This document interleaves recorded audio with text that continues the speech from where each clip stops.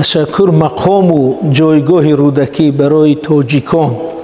برای فرهنگ تاجیکان 1000 سال پیش هم مهم بود، امروز هم مهم است. اگر 1000 سال پیش رودکی همچون بنیادگذاری ادبیات و زبان و فرهنگ نوین فارسی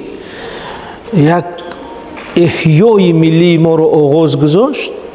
در عصر 20 در دوره تأسیس جمهوری تاجیکستان، در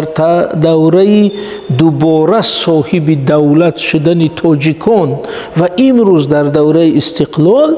رودکی یک رمز است که بیشتر از یک شاعر است. رودکی یکی از ستونهای هویت ما است. حتی در دوره مبارزه های ملی برای صاحب دولت شدن،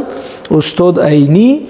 همین بودن رودکی همچون شخصیت محوری فرهنگی و حتی در حدود تاجیکستان بودن آرامگاه رودکی را همچون یکی از دلیل های اساسی اصالت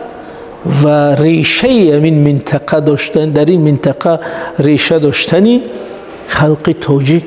گرفتن. بنابراین نقش رودکی برای دوباره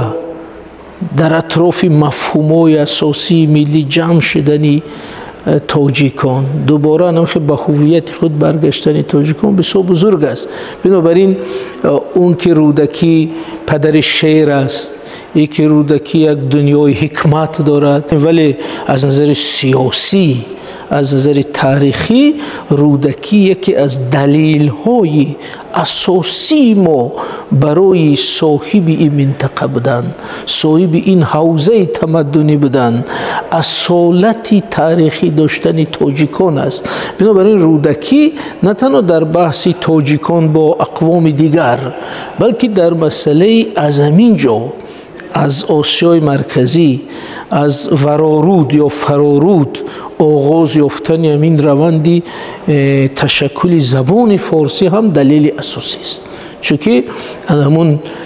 از اینجا سر شدن این حوزه تمدنی فارسی در اطراف رودکی، این هم یک بحث بسیار مهم است در حوزه فرهنگی که ما این افتخار داریم و بسیار از دانشمندان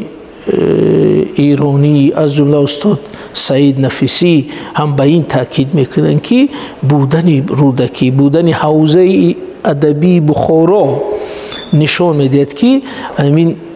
تشکل و گسترش زبان فارسی و او فرهنگی که در اطراف فارسی است از اینجا آغاز شده است.